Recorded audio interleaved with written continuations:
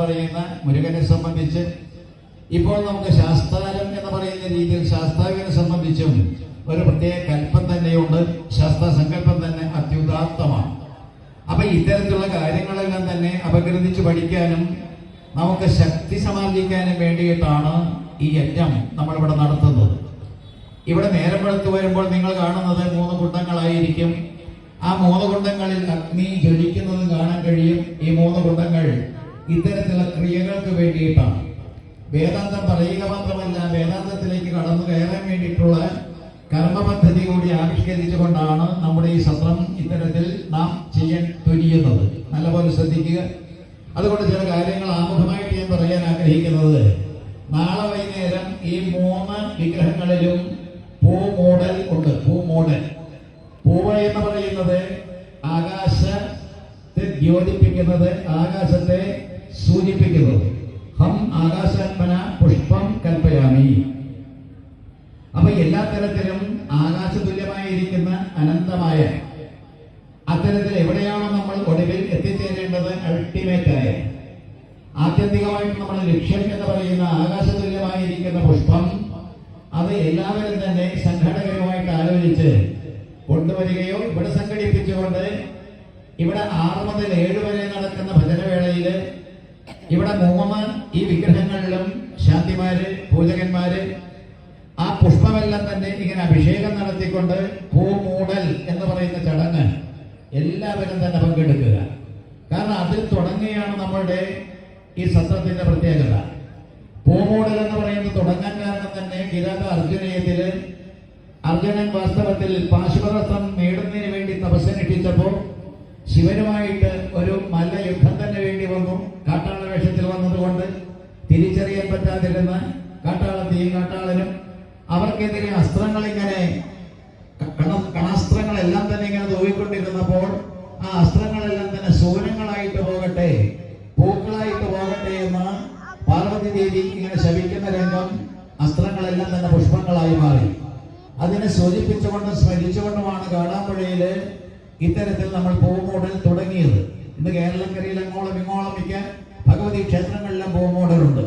നമ്മുടെ ഈ സത്രത്തിന്റെ പ്രത്യേകത, നാളെ ആദ്യത്തെ ദിവസം സമാപിക്കുന്നത് ഭജനയോടുകൂടി, അതിനുശേഷം പ്രഭാഷണം ഉണ്ടെങ്കിൽ കൂടി അത്തരത്തിലുള്ള ഈ സമാപന വേളയിൽ അതിസുന്ദരമായിരിക്കുന്ന ഭജന പാടി നമ്മൾ ആടി തിമർത്ത് അത്തരത്തിൽ നിൽക്കുമ്പോഴാണ് പുഷ്പങ്ങൾ കൊണ്ടുവന്ന് നമ്മൾ നാളെ പൂജിക്കാനിരിക്കുന്ന വിഗ്രഹങ്ങളിലെല്ലാം തന്നെ പുഷ്പാഭിഷേകം നടക്കുന്നത്. അതൊരു പൂമൂടൽ. ഇനി മറ്റൊരു സംഗതി സൂചിപ്പിക്കാനുള്ളത്, ദൈനംദിനം ഇത്തരത്തിലുള്ള യജ്ഞവേദി ഉണരുന്നത് തന്നെ ഗണപതി ഭവനത്തോടു കൂടിയാണ്. ഏതായാലും 2:30 മണിക്ക് ലളിത സഹസ്രനാമ ജപത്തോടുകൂടി 3 മണിക്ക് ദേവി ഭാഗവത പാരായണത്തിലൂടെ, തുടർന്ന് 6:30 മണിയോടുകൂടി വിഷ്ണു സഹസ്രനാമ ജപവും ഭാഗവത പാരായണവും കഴിഞ്ഞ് 10 മുതൽ 11:30 വരെ നടക്കുന്ന ആദ്യത്തെ പ്രഭാഷണം, 11:30 മുതൽ 1 മണി വരെയുള്ള 2ാമത്തെ പ്രഭാഷണം. നാളെ 2 പ്രമുഖന്മാരാണ്. ആ വിഷയത്തെപ്പറ്റി നമുക്കൊന്ന് ചിന്തിക്കാൻ നോക്കാം. പിന്നാലെ അത് കഴിഞ്ഞ് ഉച്ചയ്ക്ക് 5 മണിക്കൂറോളം സമയം എടുത്തുകൊണ്ടാണ് ശിവപുരാണ പാരായണം. എന്നിട്ടാണ് ഈ ഭജന. ആ സമയത്താണ് പൂമൂടൽ. ആദ്യം തുടങ്ങി വയ്ക്കുന്ന ഗണപതി ഭവനത്തെ തുടർന്ന് മൃത്യുഞ്ജയ ഭവനം. ഇതെല്ലാം തന്നെ നിങ്ങൾ എല്ലാവരും പങ്കാളികളാകണം. ഗണപതി ഭവനത്തിലായാലും മൃത്യുഞ്ജയ ഭവനത്തിലായാലും അതുപോലെ ഇതര കാര്യങ്ങളിലായാലും പങ്കാളികളാകണം. കാരണം ദൈനംദിനം നമ്മൾ പത്രം എടുത്തു നോക്കിയാൽ ഭാര്യയെ കൊന്ന, കുട്ടിയെ കൊന്ന, കെട്ടിത്തൂക്കിച്ചാൽ നിത്യം പത്രത്തിൽ കാണുന്ന വാർത്തയാണ്. അതുപോലെ അപകട മരണങ്ങൾ അനവധി. എന്തെല്ലാം വാഹനങ്ങളാണ് ഇടിക്കുന്നത്, തകരുന്നത്, ആളുകൾ മരിക്കുന്നത്, ചെറുപ്പക്കാർ പോലും ഇത്തരത്തിൽ അപകടങ്ങളിൽപ്പെട്ട് മരിക്കുന്ന ഏറ്റവും ദുസ്ഥിതി. അതെല്ലാം തന്നെ മാറിക്കിട്ടാൻ ഭഗവാനോടല്ലാതെ, ഈ ഭഗവതിയോടല്ലാതെ, ശ്രീകൃഷ്ണ പരമാത്മാവിനോടല്ലാതെ മറ്റാരോടാണ് നമ്മൾ പ്രാർത്ഥിക്കുക? അപ്പോൾ ദൈനംദിന ജീവിതത്തിലെ പ്രശ്നങ്ങളും പ്രത്യാഘാതങ്ങളും അതുപോലെ എല്ലാത്തരം ദുരിതങ്ങളും ദുഃഖങ്ങളും എല്ലാം തന്നെ തീർന്നു കിട്ടാൻ വേണ്ടിയിട്ടുള്ള യാഗഭൂമി എന്ന് കൂടി പറയാം ഇതിനെ. ഇത് സമീക്ഷാ സത്രം എന്നെല്ലാം പേര് കൊടുത്തിട്ടുണ്ടെങ്കിൽ തന്നെ നമ്മൾ അന്ധകരണത്തിന്റെ ശുദ്ധിക്ക് വേണ്ടി, മനഃശുദ്ധിക്ക് വേണ്ടി, ചിത്തത്തിന്റെ നൈർമല്യം അത് നേടുന്നതിന് വേണ്ടി കർമ്മങ്ങൾ അനുഷ്ഠിച്ചേ മതിയാവൂ. കർമ്മങ്ങൾ ഒടുങ്ങിയിട്ട് വേണ്ടേ മോക്ഷം? കർമ്മങ്ങൾ ഒടുങ്ങണമെങ്കിൽ ചെയ്തു തീർക്കണ്ടേ? അത്തരത്തിൽ കർമ്മങ്ങളിലെല്ലാം തന്നെ നിങ്ങൾ വ്യാപൃതരാകുക. എല്ലാ ദിവസവും നടക്കുന്ന രീതിയാണ് ഈ സൂചിപ്പിച്ചത്.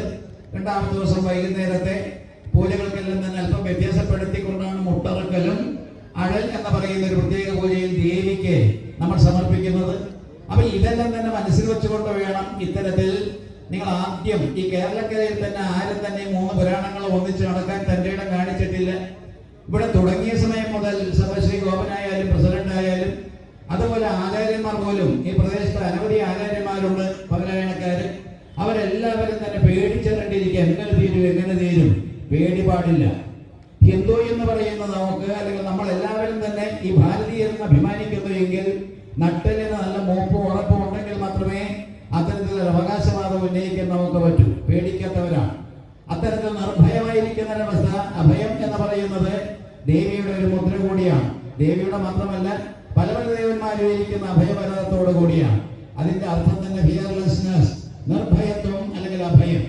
നമ്മൾ ആരും തന്നെ ഭയക്കേണ്ടതില്ല. ശരീരം കിട്ടിയിരിക്കുന്ന നമ്മൾ ഊർജ്ജസ്വലമായിട്ട് മനസ്സിനെ എല്ലാം തന്നെ കേന്ദ്രീകരിച്ചുകൊണ്ട്, പ്രാണനെ എല്ലാം തന്നെ ഉദ്ധരിച്ചുകൊണ്ട്, സർവശക്തനായിട്ടുള്ള ഈശ്വരൻ അദ്ദേഹത്തിന് സകലത സമർപ്പിച്ചുകൊണ്ട്, ടോട്ടൽ സറണ്ടർ, അർപ്പണം, തർപ്പണം, സമർപ്പണം, അതേ രീതിയിലുള്ള രീതിയിൽ നമ്മൾ മുന്നോട്ട് പോകുമ്പോൾ നമ്മൾ ഒരിക്കലും ഭീരുക്കളാകരുത്. നല്ല തന്റെ ഇടത്തോടുകൂടി കാര്യങ്ങൾ നിർവഹിക്കുക.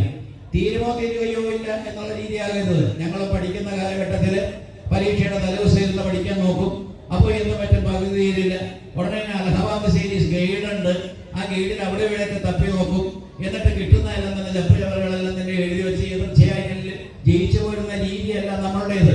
പുരാണമെല്ലാം തന്നെ പൂർണ്ണമായിട്ട് വായിക്കുക, സമർപ്പിക്കുക. അതിനെ കിട്ടുന്ന സന്ദർഭം മതി. വെറുതെ ഇങ്ങനെ നീട്ടിപ്പിടിച്ച് രാഗം ഇതെല്ലാം തന്നെ ആലപിച്ചുകൊണ്ട് അത്തരത്തിൽ നമ്മൾ സമയം വ്യർത്ഥമാക്കുന്ന രീതിയിലുള്ള ഒരു പാരായണം പുരാണത്തിൽ വിധിക്കപ്പെട്ടിട്ടില്ല. അപ്പൊ നമ്മളെല്ലാവരും തന്നെ പുരാണ പാരായണം എന്ന് പറയുമ്പോൾ തലയിട്ട് ആട്ടാതെയും കൈകൊട്ടി അത്തരത്തിൽ കോലാഹലങ്ങൾ കാണിക്കാതെയും ഒക്കെ ശുദ്ധമായിട്ടും ശാന്തമായിട്ടും നമ്മൾ ഇവിടെ കുത്തിയിരുന്നുകൊണ്ട് പാരായണം ചെയ്യുന്ന രീതിയിൽ ഒട്ടും പേടിക്കാനില്ല. 3 മണിക്കൂർ നേരം 10 ദിവസക്കാലം കിട്ടുമ്പോൾ നമുക്ക് ദേവി ഭാഗവതമായാലും ഇങ്ങനെ വായിച്ചു തീർക്കാൻ കഴിയും. ഈ വായിക്കുന്നതൊന്നും തന്നെ കേട്ട് മനസ്സിലാക്കാൻ ശേഷിയുള്ളവരെല്ലാം നമ്മൾ ആരും തന്നെ, അതെല്ലാം തന്നെ സംസ്കൃതത്തിലായാലും മലയാളത്തിലായാലും പോലും. അപ്പൊ എല്ലാ തരത്തിലും ഇങ്ങനെ പാട്ടുപാടുന്നത് കേട്ടിട്ട് മനസ്സിലാക്കാമെന്നുള്ള അത്തരത്തിലൊരു മനോഭാവം ഉണ്ടെങ്കിൽ അത് തെറ്റാണ്. കാരണം സാധിക്കില്ല. അല്ലെങ്കിൽ വായിച്ച് ശീലിച്ചിട്ടുള്ളവർക്ക് ഒരു പക്ഷേ വായിച്ച ഭാഗം ഇന്നതാണെന്ന് പറയാൻ പറ്റും. പക്ഷെ അതിൽ അന്തർഗതമായിരിക്കുന്ന കാര്യങ്ങൾ മനസ്സിലാക്കാൻ ബുദ്ധിമുട്ടാണ്.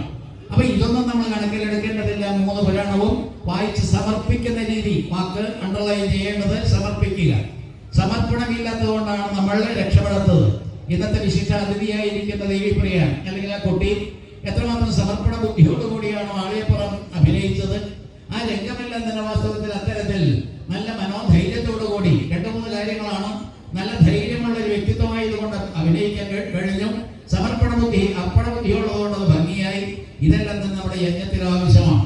അപ്പോൾ നോട്ടീസിൽ കൊടുത്തിരിക്കുന്ന പോലെ നാളെ വൈകുന്നേരത്തെ ഈ പൂക്കൂടലായാലും രാവിലെ തുടങ്ങുന്ന ഗണപതി ഹവനം, അതുപോലെയുള്ള ഹവനാദികളായാലും മൃത്യുഞ്ജയ ഹവനം പോലുള്ളതും അതിലെല്ലാവരും പങ്കെടുക്കുക. ഈ 3 ഭാഗവതം കൂടി എന്തിന് ഇത്തരത്തിൽ യോജിപ്പിച്ചു എന്നുള്ള ചോദ്യത്തിന് മറുപടി പറഞ്ഞുകൊണ്ട് നമുക്ക് നിർത്താം. മറ്റൊന്നുമല്ല, ആദ്യം തന്നെ ദേവിയെയാണ് നമ്മൾ ഉപാസിക്കുന്നത്. ശക്തി സ്വരൂപിണിയാണ്. പലവട്ടം ഇവിടെ പ്രസംഗിച്ചിട്ടുള്ളത് നിങ്ങൾ ഒരുപക്ഷെ കേട്ട് കാണും, അല്ലെങ്കിൽ ഉറങ്ങി ഇരുന്ന് കാണും. പ്രസംഗം ഇങ്ങനെ നടത്തുമ്പോൾ ഉറങ്ങിയിരിക്കുക, അല്ലെങ്കിൽ ഇവിടെ ചിലപ്പോൾ ആരെയും കാണില്ല. എന്നാലും ഞാൻ ഇങ്ങനെ പ്രസംഗിച്ചിട്ട് ചില സന്ദർഭത്തില് ആൾക്കാർ വീട്ടിൽ പോയിട്ടൊന്ന് ഉറങ്ങിയിട്ട് വരാമെന്ന് എഴുതിയിട്ട് പോകുന്ന രീതിയെല്ലാം തന്നെ ഈ പറയുന്ന സപ്താഹവേദിയിൽ കാണുന്ന പോലെ എല്ലായിടത്തും കാണുന്നുണ്ട്. അത്തരത്തിൽ കേട്ട് കാണില്ല. പക്ഷെ ഒരു കാര്യം ഉറപ്പിക്കുക, നമ്മുടെ ശരീരത്തിന് പ്രാധാന്യമുണ്ട്. ശരീരമാദ്യം ഖലു ധർമ്മ സാധനം. ആയുർവേദം പഠിപ്പിക്കുന്ന ഈ രീതി വെച്ചുകൊണ്ട് ശരീരത്തെ വാസ്തവത്തിൽ നല്ല ദൃഢമാക്കേണ്ടത്, സുസ്ഥിരമാക്കേണ്ടത്, അരോഗമാക്കേണ്ടത് ഒരാവശ്യകതയാണ്. ശരീരം ഇന്ന് എല്ലാവരുടെയും കേടുപാടുകൾ സംഭവിച്ചാണ്. സ്കാൻ ചെയ്ത് കഴിഞ്ഞാൽ ഉടനെ രോഗം പ്രത്യക്ഷമായി ക്യാൻസർ പോലും. അങ്ങനെ വ്യക്തിഗത രോഗങ്ങളെല്ലാം തന്നെ കുടികൊള്ളുന്ന ശരീരത്തിന്റെ ഉടമകളായിട്ട് നമ്മൾ മാറിയിട്ട് എന്ത് കാര്യം? അങ്ങനെയുള്ള രോഗങ്ങൾ ഒന്നും തന്നെ ഗ്രസിക്കാൻ പാടില്ല, വരാൻ പാടില്ല. ആ രോഗങ്ങളെല്ലാം തന്നെ പറക്കണം, അല്ലെങ്കിൽ നമ്മുടെ ശരീരത്തിൽ നിന്ന് വിട്ട് അകന്നു പോകണം. ഈ രീതിയിലായിരിക്കണം ശരീരത്തെ കാണേണ്ടത്. ശരീരം ആദ്യം ഖലു ധർമ്മ സാധനം. ധർമ്മം എന്ന് പറയുന്നത് സാക്ഷാൽ ശിവപെരുമാളിൻ്റെതാണ്. ധർമ്മം എന്ന് പറയുന്നതിന്റെ വ്യക്തിത്വമാണ് ഈ പറയുന്ന ശിവപെരുമാൾ. അദ്ദേഹം സഞ്ചരിക്കുന്ന കാള എന്ന് പറഞ്ഞാൽ ധർമ്മത്തിന്റെ പ്രതീകമാണ്. ആ ധർമ്മം എന്താണ് നമ്മളുടേത് എന്ന് ചോദിച്ചാൽ, സുദൃഢമായിട്ടുള്ള ശരീരത്തെ കൊണ്ട്, ചരണങ്ങളെ കൊണ്ട് ആചരിക്കുകയും അത്തരത്തിൽ കാര്യങ്ങളെല്ലാം നിർവഹിച്ച് ഈശ്വരമുഖമായിട്ടുള്ള മനസ്സോടുകൂടി ജീവിതത്തെ സാർത്ഥകമാക്കുകയും, അതാണ് ധർമ്മം.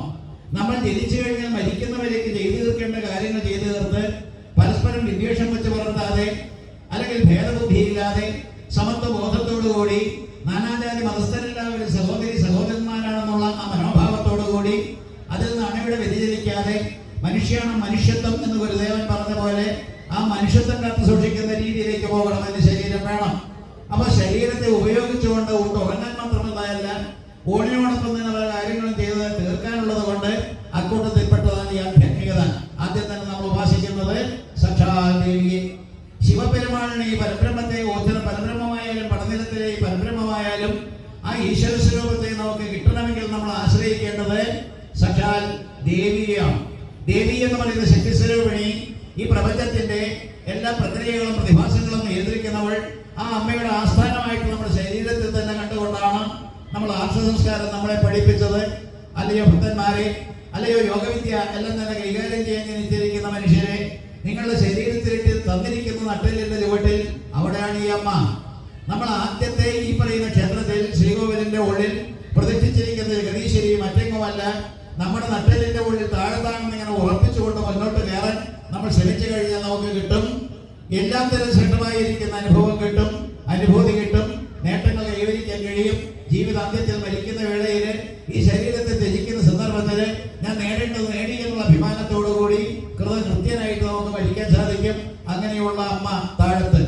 അത് കഴിഞ്ഞ് വിഷ്ണു എന്ന് പറയുന്ന ഈശ്വര സ്വരൂപം ഇങ്ങേയറ്റം അദ്ദേഹത്തെ നമ്മൾ ഹൃദയത്തിൽ പ്രതിഷ്ഠിച്ചുകൊണ്ടാണ് അദ്ദേഹത്തിന്റെ ഉപാസന നടത്തുന്നത്. ഹൃദയത്തിന്റെ നൈർമല്യം കിട്ടാൻ ഭക്തിയുടേതായിട്ടുള്ള എന്തെന്നില്ലാത്ത ആസ്ഥാനമായിരിക്കുന്ന ഹൃദയം, ആ ഭക്തിയുടേതായിട്ടുള്ള സ്ഥാനവും അതിൻ്റെതായിട്ടുള്ള എല്ലാ സ്വാധീനവും അതെല്ലാം തന്നെ നേടിക്കൊണ്ടുപോകാൻ നമ്മൾ വിഷ്ണുവിനെ ഇവിടെ കൃഷ്ണൻ എന്നുള്ള രീതിയിൽ പ്രതിഷ്ഠിച്ചിരിക്കുന്നു. അദ്ദേഹത്തെയും പൂജിക്കുന്നു. അവ ഹൃദയത്തിൽ കടന്നുകൂടിയിരിക്കുന്ന ശ്രീകൃഷ്ണ പരമാത്മാവിനെയും താഴത്ത് അധിവസിച്ചുകൊണ്ട് നമ്മളെ കാത്തു സൂക്ഷിക്കുന്ന അമ്മയെയും അത് കഴിഞ്ഞിട്ട് നെറ്റിത്തരത്തിലേക്ക് വരുമ്പോൾ നമ്മൾ കാണുന്ന രുദ്രനെയും അല്ലെങ്കിൽ കൈലാസം എന്ന് പറയുന്ന തലയിൽ കുത്തിയിരിക്കുന്ന സാക്ഷാൽ കൈലാസനാഥൻ എന്ന് പറയുന്ന ശിവപെരുമാളിനെയും അത്തരത്തിൽ 3 ഭാവത്തിൽ നമ്മൾ ഈശ്വരനെ ഉപാസിക്കുന്നു. താഴത്ത്, നടുവില്, തലയില്. കേട്ടോ? താഴത്ത്, നടുവില്, തലയില്. നിങ്ങളുടെ ശരീരത്തിൽ നിന്ന് വിട്ടുമാറാത്ത, ഒരിക്കലും വിട്ടുമാറാത്ത അല്ലെങ്കിൽ അത്രമാത്രം വിട്ടുപിരിയാൻ പറ്റാത്ത രീതിയിൽ സ്ഥിതി ചെയ്യുന്ന ഈശ്വര അംശങ്ങളെ അല്ലെങ്കിൽ ഈശ്വര ഭാവങ്ങളെയാണ് ശരീരത്തിൽ ഇട്ടു തന്നുകൊണ്ട് നിങ്ങളെ ഇങ്ങോട്ടേക്ക് വിട്ടിട്ടുള്ളത്.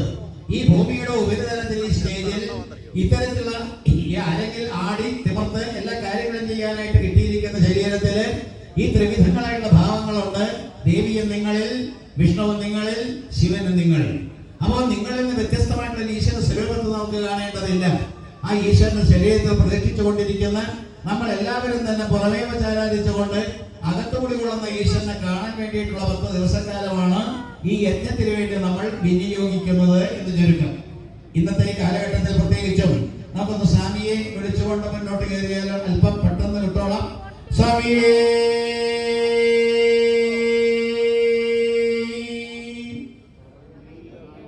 എല്ലാവരും കൂടി ശരണം വിളിക്കൂ.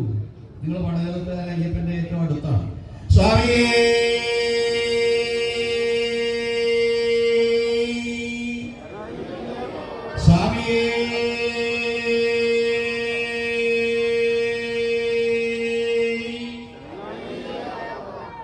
നമുക്കേ സാധിക്കൂ ശിവനെ തലയിൽ നിന്ന് താഴത്തേക്ക് വരുത്താൻ. നമുക്കേ സാധിക്കൂ നടുവിലിരിക്കുന്ന വിഷ്ണുവിനെ ശിവനുമായിട്ട് യോജിപ്പിക്കാൻ. ചിന്തിച്ചോ? കേട്ടോ ഞാൻ പറഞ്ഞത്? ഏതൊരു ശിവനാണോ തലയിൽ കുത്തിയിരിക്കുന്നത് യോഗീശ്വരനായിട്ട് എല്ലാവരും കോയമ്പത്തൂർ ഓടാറുണ്ട്. ആദിയോഗിയുടെ വലിയ വിഗ്രഹം കണ്ട ധാളിച്ചിങ്ങനെ നിൽക്കാറുണ്ട്. അത് നമ്മുടെ തലയിലിരിക്കുന്ന ശിവനാണെന്നോ ഒരിക്കലും നിങ്ങൾക്ക് തോന്നിയിട്ടില്ല എങ്കിൽ നമ്മുടെ ജീവിതം വ്യർത്ഥമാണ്. തലയിലിരിക്കുന്ന ശിവനെ പിടിച്ച് താഴത്തേക്ക് കൊണ്ടുവരാൻ നമുക്ക് സാധിക്കുന്നുവെങ്കിൽ താഴത്തെ ഹൃദയഭാഗത്ത് കൂടി കൊള്ളുന്ന കൃഷ്ണനെയും വിഷ്ണുവിനെയും നമുക്ക് ഒരുമിപ്പിക്കാൻ കഴിയുന്നുവെങ്കിൽ അവിടെ ശാസ്താവിന്റെ ജനനമായി. ശബരിമലയിലേക്ക് ഓടുന്നു. 60 ദിവസക്കാലം നീണ്ടു നിൽക്കുന്ന പൂജാക്രമങ്ങളിലും മണ്ഡലകാലത്ത് വ്രതാനുഷ്ഠാനങ്ങളും ഇതെല്ലാം തന്നെ പാലിച്ചുകൊണ്ട് സ്വാമി ശരണമയ്യപ്പ എന്ന് വിളിച്ചുകൊണ്ട് പോകുന്നുണ്ട്. പക്ഷെ അയ്യപ്പനെ പിടികിട്ടുന്നില്ല. എന്തുകൊണ്ട് അയ്യപ്പനെ പിടികിട്ടുന്നില്ല? നടുവിലിരിക്കുന്ന ശിവപെരുമാൻ നമ്മുടെ പരബ്രഹ്മ സ്വരൂപം. അദ്ദേഹം തലയിൽ ഇങ്ങനെ കുത്തിയിരിക്കുന്നതെല്ലാം തന്നെ മാറ്റിയിട്ട് വിഷ്ണു എന്ന് പറയുന്ന ഹൃദയത്തിന്റെ ഉടമയായ അന്തഃകരണത്തിന്റെ ഉടമയായിരിക്കുന്ന അദ്ദേഹവുമായിട്ടൊന്ന് യോജിക്കാൻ കൊതിച്ചു. എന്താ അങ്ങനെ ചിന്തിക്കാത്തെ? മോഹിനി വേഷധാരിയായിരിക്കുന്ന പെൺവേഷം കെട്ടിയിരിക്കുന്ന വിഷ്ണുവിനെ കണ്ട് ഭ്രമിച്ചു എന്ന് പറയുന്നതിനേക്കാൾ ഭ്രമിക്കുന്നത് നമുക്ക് യോജിച്ചതല്ല, ഭ്രമിക്കുന്ന ഭ്രാന്താണ്. അങ്ങനെ ഭ്രാന്ത് വരാതിരിക്കുന്ന രീതിയിലേക്ക് ഇവരണ്ടുപേരും യോജിച്ചു എന്ന് പറഞ്ഞ യോഗാവസ്ഥയിലായി എന്നാണ്. യോഗാവസ്ഥ എന്ന് പറഞ്ഞ തമ്മിൽ ഇങ്ങനെ കൂടിച്ചേരുന്ന ഇഴുകിച്ചേരുന്ന ഒരവസ്ഥ. നമ്മളങ്ങനെ കൂടിച്ചേരാറില്ലേ? ഞങ്ങൾ കോടതികളിൽ കോംപ്രമൈസ് ഉണ്ടാകാറുണ്ട്. കോംപ്രമൈസ് എന്നുള്ള വാക്ക് ഇവിടെ പഠിക്കുന്ന കുട്ടികളുണ്ടെങ്കിൽ, കോംപ്രമൈസ് എന്ന് പറയുന്ന ആംഗലേയ പദത്തിൽ അനവധി അർത്ഥതലങ്ങളുണ്ട്. വെറുതെ രാജ്യാകല മാത്രമല്ല, ഭാര്യാഭർത്താക്കന്മാർ കോംപ്രമൈസ് ആകുക എന്ന് പറഞ്ഞാൽ അവർ ഇഴുകിച്ചേരലാണ്. അവർ പരസ്പരം മറന്നിട്ട് അവരുടെ വ്യക്തിത്വങ്ങളെല്ലാം തന്നെ ദൂരെ മാറ്റിവെച്ചിട്ട് അവർ രണ്ടുപേരും ഒന്നാകുന്ന രീതിയാണ് കോംപ്രമൈസ്. അപ്പൊ കോംപ്രമൈസ് എന്ന് പറയുന്നത് നമ്മൾ വിചാരിക്കുന്ന നിസ്സാരാർത്ഥമല്ല അതിനുള്ളത്. ഇവിടെയും ഈ വിഷ്ണു എന്ന് പറയുന്ന സ്ഥിതിയുടെ പാലനക്രിയയുടെ ആ മൂർത്തിയായിരിക്കുന്ന വിഷ്ണുവും സംഹാരത്തിന്റെ ആ മൂർത്തിയായിരിക്കുന്ന ശിവനും അവർ രണ്ടുപേരും കൂടി യോജിച്ചുവെന്നാണ്. ആരെ സൃഷ്ടിക്കാനാണ്? ശബരിമല ധർമ്മശാസ്താവിനെ.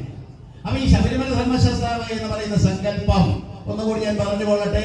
മിത്തെന്ന് പറഞ്ഞാൽ തെറ്റൊന്നുമില്ല, മിത്തെന്ന് പറഞ്ഞാൽ കുറ്റം പറയാനുമില്ല. കാരണം നമ്മളുടെ ഈ പുരാണ ഇതിഹാസങ്ങളിൽ കാണുന്ന മുഴുവൻ സങ്കല്പങ്ങളാണ്.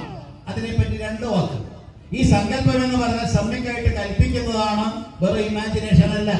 ഇംഗ്ലീഷുകാരുടെ പദങ്ങളൊന്നും തന്നെ സംസ്കൃത പദങ്ങളോട് യോജിപ്പിച്ച് സമമിട്ട് എഴുതരുത് എന്നൊരു അപേക്ഷ. ഇംഗ്ലീഷുകാരുടെ പദം അവിടെ കിടക്കും. ഉപയോഗിക്കുക എന്നുള്ളതിന് യൂസ് എന്ന് പറയും, വിനിയോഗിക്കുക യൂട്ടിലൈസ് എന്നുള്ള ആ വാക്കെല്ലാം പ്രയോഗിക്കും. പക്ഷേ നമ്മുടെ സംസ്കൃത പദങ്ങൾ ഉപയോഗിക്കുന്നതിൽ യോഗമുണ്ട് എന്നും പ്രയോഗിക്കുന്നതിൽ യോഗമുണ്ട് എന്നും വിനിയോഗിക്കുന്നതിന് യോഗമാണ് എന്നും ആ യോഗം എന്ന് പറയുന്ന അവസ്ഥ അതുള്ളത് കൊണ്ടാണ് പദങ്ങൾക്ക് പ്രാധാന്യം എന്ന് മനസ്സിലാക്കാൻ ഇംഗ്ലീഷ് പദം യൂസ് എന്ന് പറഞ്ഞ് പ്രയോഗിച്ചത് പോരാ എന്ന് നല്ലപോലെ ചിന്തിക്കുക. അങ്ങനെ ഇവർ രണ്ടുപേരും കൂടി ഇഴയിച്ചേരാൻ വേണ്ടി അവരുടെ വ്യത്യസ്ത ഇൻഡിവിജ്വാലിറ്റി അല്ലെങ്കിൽ അവരുടെ പ്രത്യേക പേഴ്സണാലിറ്റി അതെല്ലാം തന്നെ മറന്നുകൊണ്ട് അവർ യോജിച്ചപ്പോൾ യോഗാവസ്ഥ. അങ്ങനെ യോഗാവസ്ഥയുടെ പ്രതീകമായിട്ട് സാങ്കല്പികമായിട്ടുള്ള അങ്ങനെ ശാസ്താവിനെ നമ്മൾ സങ്കല്പിച്ചു പ്രതിഷ്ഠിച്ചു. എന്താ അതിന്റെ പ്രത്യേകത? യോഗാവസ്ഥ. മറന്നു പോകരുത്. നമ്മുടെ ശരീരത്തെ നമുക്ക് കിട്ടിയിരിക്കുന്നത് ഭോഗത്തിന് വേണ്ടിയിട്ടുള്ളതല്ല, അത് യോഗത്തിന് വേണ്ടിയിട്ടാണ് പുരാണങ്ങൾ. നമ്മൾ ഒരിക്കലും പാഴാക്കി കളയരുത് ഈ ശരീരത്തെ. കൊറോണ വന്നപ്പോൾ നിങ്ങൾ പിടിച്ചു തന്നില്ലേ? എന്തേ നിങ്ങൾ മരിക്കാനത്? കൊറോണ എന്ന് പറയുന്നത് നിർഭൂതം നിങ്ങളുടെ ശരീരത്തെ ആക്രമിച്ചുകൊണ്ട് നിങ്ങളെ നശിപ്പിക്കാതിരുന്നത് എന്തുകൊണ്ട്?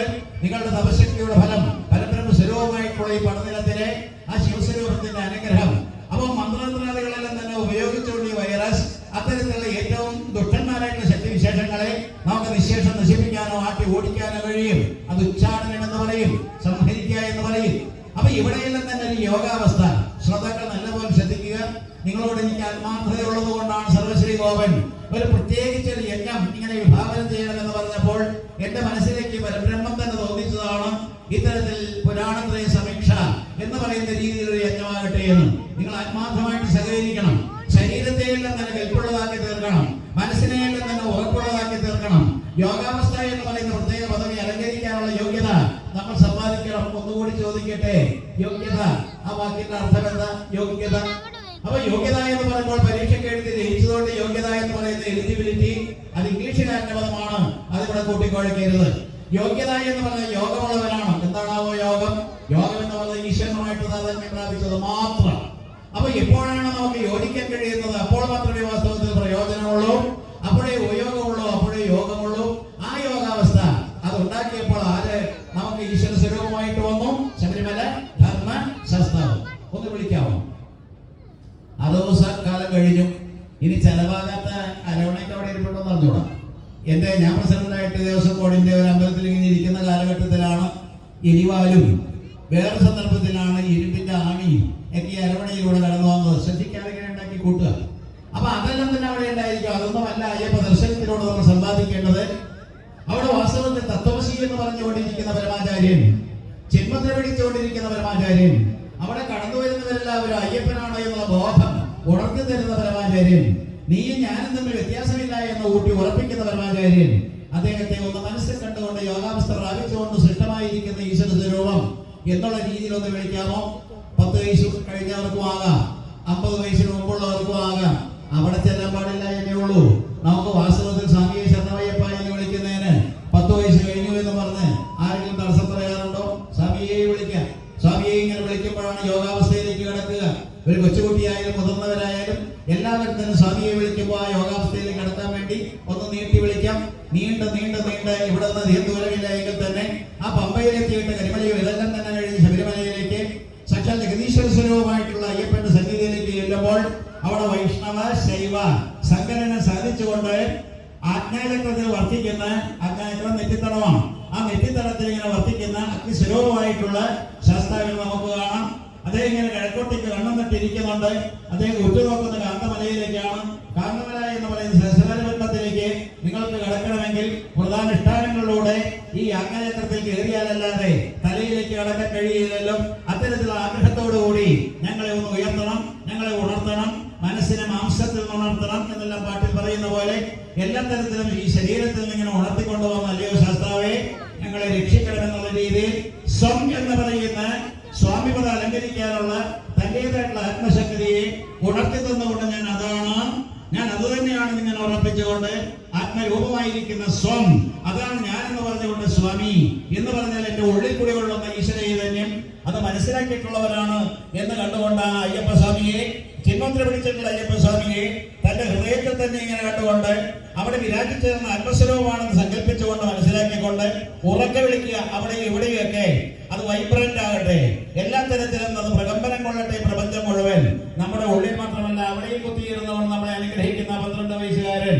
ആ 12 വയസ്സിലെല്ലാം നാടും വിട്ട് വീടും വിട്ട് കാട്ടിലേക്ക് ഓടി വാനപ്രസ്ഥനായി സന്യാസിയായി അത്തരത്തിൽ കുത്തിയിരുന്നുകൊണ്ട് നമ്മളെ അനുഗ്രഹിക്കുന്ന സ്വാമിയെ വിളിക്കുമ്പോൾ ഹൃദയത്തിൽ ഇങ്ങനെ തെളിഞ്ഞു വിളങ്ങണം. ആ ജന്മദ്രാധാരിയുടെ ചിത്രം ഒന്ന് ഉറക്കെ വിളിക്കാം. സ്വാമിയേ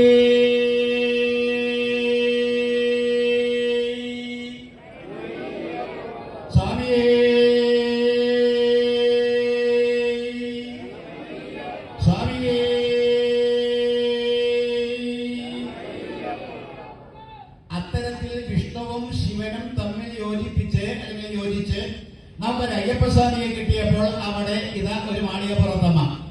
ഇന്ന് നമ്മുടെ കുട്ടി ആ കുട്ടിയുടെ സാന്നിധ്യത്തിൽ മാളികപ്പുറത്തമ്മയുടെ വേഷമിട്ട് ആ സിനിമയ്ക്ക് പകിട്ട് ഏകിയ ആ കുട്ടിയുടെ സാന്നിധ്യത്തിൽ നമ്മൾ ചിന്തിക്കാൻ വിട്ടുപോകരുത്. മാളികപ്പുറത്തമ്മ ആ അമ്മയാണ് ആദ്യം ഭദ്രദീപം കൊളുത്തി നമ്മൾ യജ്ഞത്തിന് മുൻപന്തിയിലേക്ക് കൊണ്ടുപോകുന്നത്.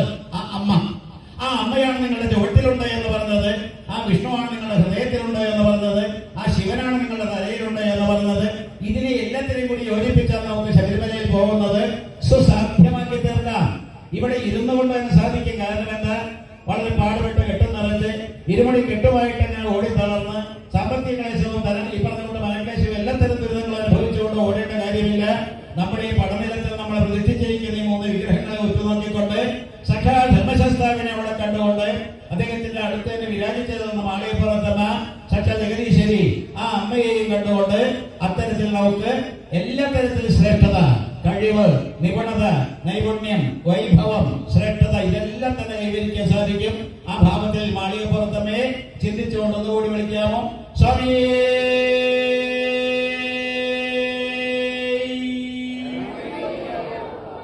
എരുമേലിയിൽ വെച്ച് എരുമയെ മെരുക്കിയെന്നാണ്. അപ്പൊ എരുമേലി എന്ന് പറയുന്നത് നമ്മളെ വാസ്തവത്തിൽ പമ്പയിൽ ചെല്ലുന്നതിന് വളരെ മുമ്പ് ഏതായാലും അങ്ങനെയുള്ള എരുമേലിയിൽ വെച്ച് എരുമായ എന്ന് പറയുന്ന മഹിഷി ആ മഹിഷിയെ മർദ്ദിച്ചു, കൊന്നില്ല. അപ്പൊ എല്ലാ തരത്തിലും മർദ്ദിച്ച് അവശയാക്കി ആ എരുമയെ മർദ്ദിച്ച സ്ഥലമാണ് അല്ലെങ്കിൽ മെരുക്കിയ സ്ഥലമാണ് എരുമേലി. അവിടെ വാസ്തവത്തിൽ യോഗവിദ്യയിൽ കണ്ഠപ്രദേശമാണ് കഴുത്ത്. നമ്മുടെ ഈ ശരീരത്തിൽ പ്രധാനപ്പെട്ട ഒരു പ്രദേശമാണ് കണ്ഠം എന്ന് പറയുന്ന നട്ടലിന്റെ ഉള്ളിൽ പറയുമ്പോൾ വിശുദ്ധി എന്ന ചക്രത്തിന് പേര്. നമുക്ക് 10 ദിവസക്കാലം കൊണ്ട് കുറേശ്ശെ മറ്റു പ്രമുഖരുടെ പ്രഭാഷണങ്ങളിൽ എന്തെങ്കിലും കേട്ട് കഴിഞ്ഞാലും അതിലൂടെ നമുക്ക് സംശീകരിക്കാൻ കഴിയാവുന്ന യോഗവിദ്യയുടെ മാർഗങ്ങൾ കൂടി ചിന്തിച്ചു കഴിഞ്ഞാൽ ഇതെല്ലാം എളുപ്പമാകും. ഞാൻ ഒരു കാര്യം പറയട്ടെ, ഈ വേഷത്തിൽ ഒരു കൃഷ്ണനുണ്ടോ എന്ന് ചോദിച്ചാൽ 15 വയസ്സിന് മുമ്പ് ഞാൻ പറഞ്ഞത് ഇല്ല കള്ളത്തരം എന്നാണ്. ശിവനെ പറ്റി ചോദിച്ചാൽ ഇല്ല, അമ്പലത്തിൽ പോകില്ല, ഒന്നും പോകില്ല, അച്ഛൻ പറഞ്ഞാലും അമ്മ പറഞ്ഞാലും കേൾക്കില്ല. അതേ രീതിയിൽ 15 വയസ്സിന് മുമ്പ് യുക്തിവാദ പ്രസ്ഥാനം കൊണ്ടാടുന്ന എനിക്ക് ഇതെല്ലാം തന്നെ വിഡ്ഢിത്തങ്ങളാണ് അല്ലെങ്കിൽ അന്ധവിശ്വാസങ്ങളാണ്. പക്ഷെ ഇന്ന് അതിലൂടെ കടന്നു വരുന്ന ഒരു വ്യക്തിക്ക് കിട്ടേണ്ടത് ഇന്നത് എന്നുള്ള വ്യക്തമായ ധാരണയുള്ളത് കൊണ്ട് ആധ്യാത്മികതയുടെ എല്ലാ തരത്തിലുള്ള പ്രാധാന്യവും മനസ്സിലാക്കി കൊണ്ടുവരികയാണ്. നമ്മൾ ഭൂമിയെ ആശ്രയിച്ചുകൊണ്ട് നമ്മുടെ ശരീരത്തെ മെരുക്കിക്കൊണ്ട് കിട്ടിയ ശരീരത്തെ കൊണ്ട് വേണ്ട രീതിയിൽ ഉപയോഗിച്ചുകൊണ്ട് നേട്ടങ്ങൾ കൈവരിക്കണം. അതിന് വേണ്ടിയിട്ടാണ് ഈ യജ്ഞം. ആരും തെറ്റിദ്ധരിക്കേണ്ട കുറെ കാശുണ്ടാക്കാൻ വേണ്ടിയിട്ടാണെന്നോ അല്ലെങ്കിൽ കുറെ ആൾക്കാരെ കൂട്ടിയിട്ട് ഒരു ബഹളം ഇങ്ങനെ കൂട്ടാൻ വേണ്ടിയിട്ടാണെന്നോ അതൊന്നും ധരിക്കേണ്ട. നിങ്ങൾ ഏകാഗ്രതയോടുകൂടി മനസ്സിനെ ശക്തമായിട്ടുള്ളൊരു ഭാവത്തിലേക്ക് കടത്തിക്കൊണ്ടുവന്ന് തല എന്ന് പറയുന്ന കൈലാസത്തിലിരിക്കുന്ന ശിവപെരുമാളെ സ്വന്തമാക്കാൻ വേണ്ടിയിട്ടാണ്. ഒന്ന് ജപിക്കൂ. ഓ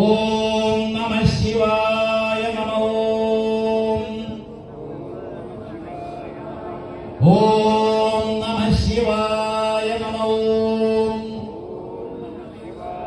ഓം നമഃ ശിവായ നമഃ.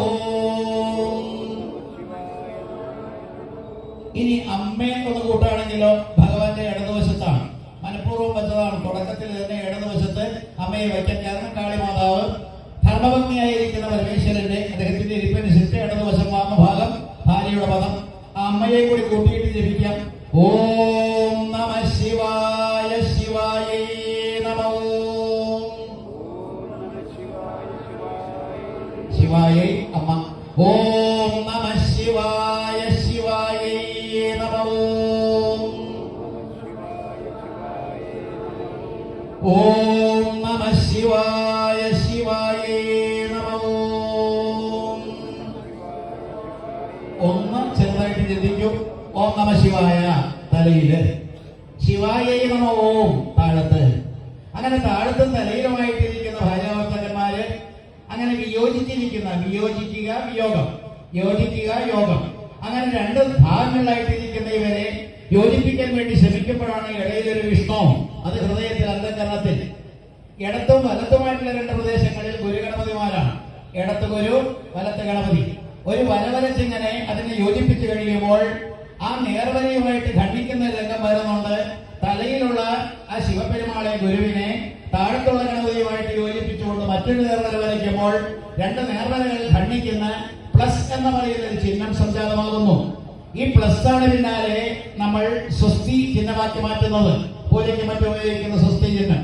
ആ പ്ലസ് എന്ന് പറയുന്നത് എപ്രകാരമാണോ ഖണ്ഡിച്ചുകൊണ്ട് നടുവിൽ ഒരു ബിന്ദുസ്ഥാനം ഉണ്ടാക്കുന്നത്, അത് ഹൃദയം, അത് അനാഹത പത്മം, അവിടെ വിഷ്ണു. വളരെ നിർമ്മലമായിരിക്കേണ്ട ഹൃദയസ്ഥാനം, അല്ലെങ്കിൽ ശുദ്ധമായിരിക്കേണ്ട ഹൃദയസ്ഥാനം, ഭക്തിയോട് സങ്കേതമായിരിക്കുന്ന ഹൃദയസ്ഥാനത്തെ വിഷ്ണുവിനെ പ്രതിഷ്ഠിച്ചു.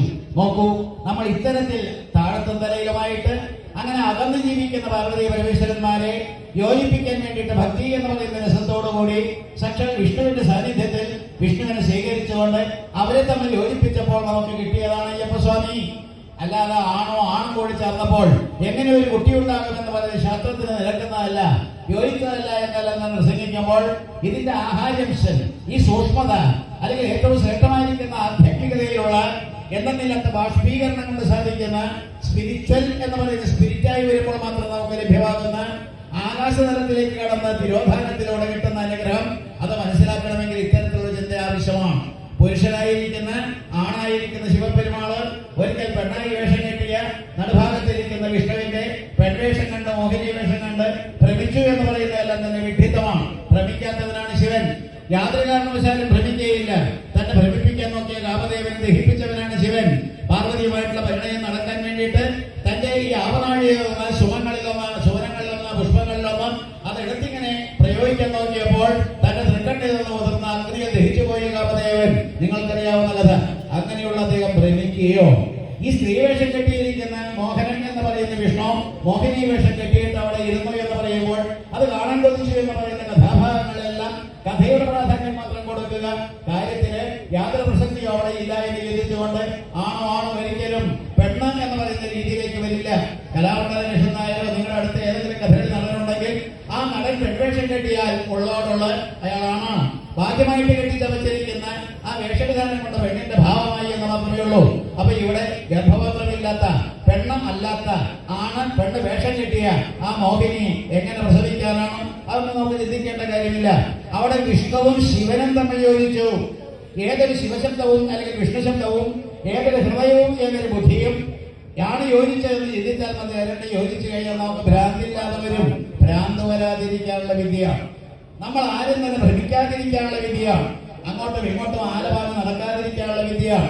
കടത്തിന്റെ കൂടായിട്ട് ആത്മഹത്യ ചെയ്യാതിരിക്കാനുള്ള വിദ്യയാണ്. നമ്മൾ അങ്ങേറ്റത്ത് സുദൃഢമായിരിക്കുന്ന ജീവിതത്തിന്റെ ഉടമകളായിട്ട് മാറാനുള്ള വിദ്യയാണ്. നമ്മുടെ ബുദ്ധി എന്ന് പറയുന്ന വിചാരങ്ങൾ കൊണ്ട് വീർപ്പൂട്ടുന്ന രീതിയിലേക്കാകാതെ, നമ്മുടെ ഹൃദയം എന്ന് പറയുന്ന വികാരങ്ങൾ കൊണ്ട് വീർപ്പൂട്ടുന്ന ഒരവസ്ഥയിലേക്കാകാതെ, ആ വികാരങ്ങളെല്ലാം തന്നെ സമന്വയിപ്പിച്ചുകൊണ്ട് ഭ്രാന്തീയമായിരിക്കുന്ന ഒരവസ്ഥ സൃഷ്ടിക്കാതെ രക്ഷപ്പെടാനുള്ള ഒരു മാർഗം മാത്രമാണ് നമ്മുടെ യജ്ഞം. ആത്മാർത്ഥമായിട്ട് സമീപിക്കുക, ആത്മാർത്ഥമായിട്ടുള്ള സമീപനത്തിലൂടെ നേട്ടങ്ങൾ കൈവരിക്കുക.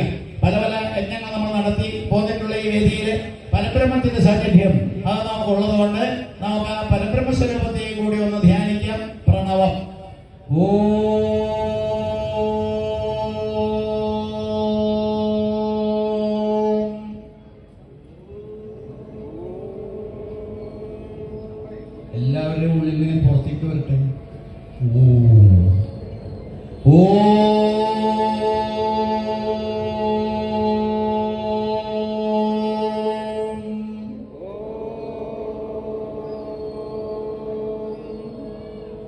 ഇതിനേക്കാൾ ശബ്ദം പന്തളത്ത് അന്നുണ്ടായിരുന്നു.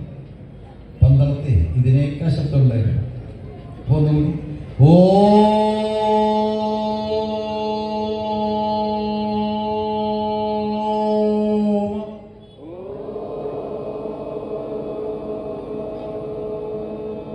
ഒരു കാര്യം കൂടി സൂചിപ്പിച്ചുകൊണ്ട് നിർത്താം. ഹൃദയത്തിൽ നിന്ന് മുകളിലേക്ക് പോകുന്ന ഓങ്കാരം പ്രണവത്തിന്റെ ധ്വനി, അത് വാസ്തവത്തിൽ പ്രാണന്റേതാണ്.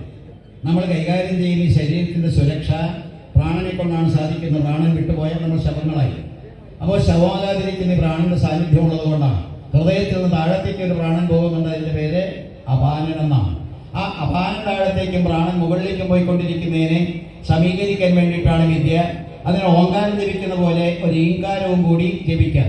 അപ്പോൾ ഈങ്കാരം കൊണ്ട് താഴത്തേക്ക്, ഓങ്കാരം കൊണ്ട് മുകളിലേക്ക്, അങ്ങനെ മുകളിലേക്കും താഴത്തേക്കും ആരോഹണവും അവരോഹണവും അത്തരത്തിലുള്ള രണ്ട് പ്രക്രിയകളിലൂടെ നമ്മളൊരു യോജിപ്പ്, ഇതിന്റെ രണ്ടിനെയും യോജിപ്പിച്ചുകൊണ്ട് ശുദ്ധമായിട്ടുള്ള അന്ധകരണത്തിന്റെ ഉടമയാകാൻ ശ്രമിക്കുമ്പോൾ നമുക്ക് ഈശ്വര സാക്ഷാത്കാരം എന്ന് പറയുന്നത് ഞാൻ ആരെ എന്നുള്ള ചോദ്യത്തിന് ഉത്തരം കിട്ടും. നമുക്ക് ഓങ്കാരം ജപിച്ചുകൊണ്ട് ഈങ്കാരം ജപിക്കാം.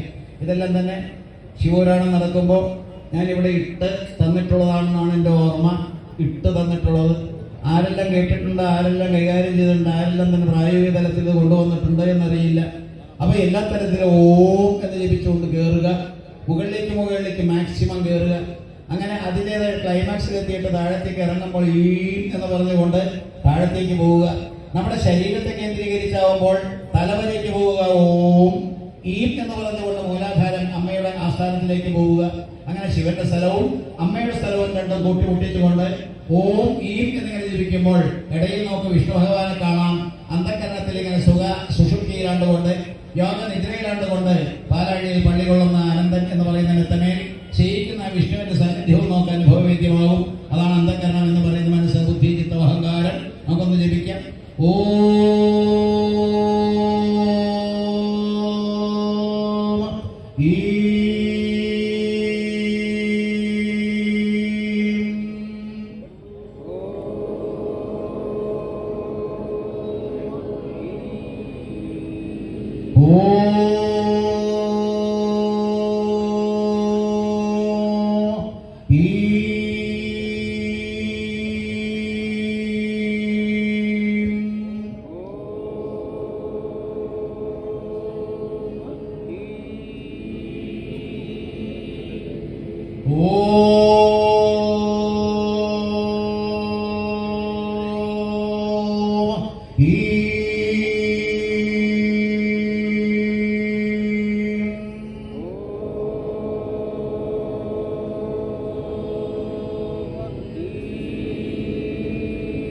നാളത്തെ ദേവി ഭാഗവതവും കഴിഞ്ഞ് 10 മുതൽ 11 വരെയുള്ള പ്രഭാഷണത്തിൽ സർവം ഖല്ലിതമേവാഹം നാണ്യതസ്തി സനാതനം എന്ന് പറയുന്ന ദേവി ഭാഗവതത്തിലെ പ്രത്യേക പ്രസക്തമായിട്ടുള്ളൊരു ഭാഗമാണ്.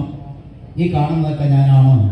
ഗുരുദേവൻ പാടിയ പോലെ മീനായതം ഭവതി മാനായതം ജനനി നാഗവും നഗഗം താനായതം ധരനദീനാരീയം നരനം ആനാഗവും നരകവും നീ നാമരൂപമത് നാനാവിധ പ്രകൃതിമാനായ നിന്നറിയു നീ ഞാനായതും ഭവതി ഹേ നാദരൂപിണി. ഇതെല്ലാം സകലതും നാടകം നിഖിലവും. അപ്പൊ എല്ലാ തരത്തിലും കാണുന്ന ചരാചരങ്ങളും എന്തെല്ലാം ജീവജാലങ്ങളാണ് ഈ പ്രപഞ്ചത്തിലുള്ളതെല്ലാം ഞാനാണ് എന്ന് പ്രഖ്യാപിക്കുന്ന അമ്മയുടെ ചിത്രം. അതാണ് ആദ്യത്തെ പ്രഭാഷണം. അത് കഴിഞ്ഞ് വിഷ്ണുവിൻ്റെതായുള്ള ചിത്രത്തിലേക്ക് വരുമ്പോൾ ചതുശ്ലോകി എന്ന് പറയുന്ന ഭാഗവതത്തിലെ പ്രധാനപ്പെട്ട ഭാഗത്തേക്ക് കടക്കുമ്പോൾ അവിടെയും ഈ പറയുന്ന രീതിയിൽ ഞാനാണിതെല്ലാം. അപ്പൊ ഞാനല്ലാതെ മറ്റാകുന്നില്ല എന്ന് വിഷ്ണു പറയുന്നു, ഞാനല്ലാതെ മറ്റാകുന്നില്ല എന്ന് ദേവി പറയുന്നു.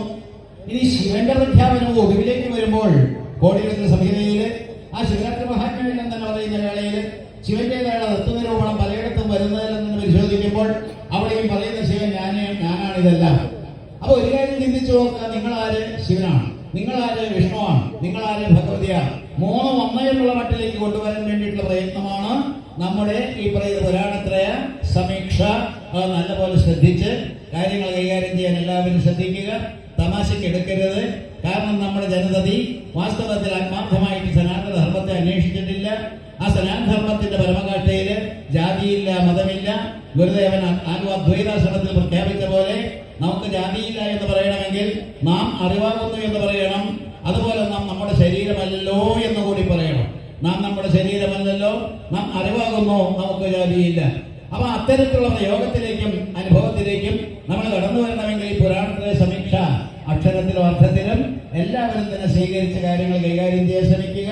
നാളെ രാവിലെ മുതൽ നടക്കുന്ന ഗണപതി ഹവനത്തിൽ പങ്കാളികളാകുക. മൃത്യുഞ്ജയ ഹവനത്തിൽ തീർച്ചയായിട്ടും പങ്കാളികളാകണം. നമ്മളെ മൃത്യുവിനെ ജയിക്കുക എന്ന് പറയുന്ന ഏറ്റവും വികൃതമായിരിക്കുന്ന മരണ കോലാഹലങ്ങളിൽ നിന്ന് രക്ഷപ്പെടുക.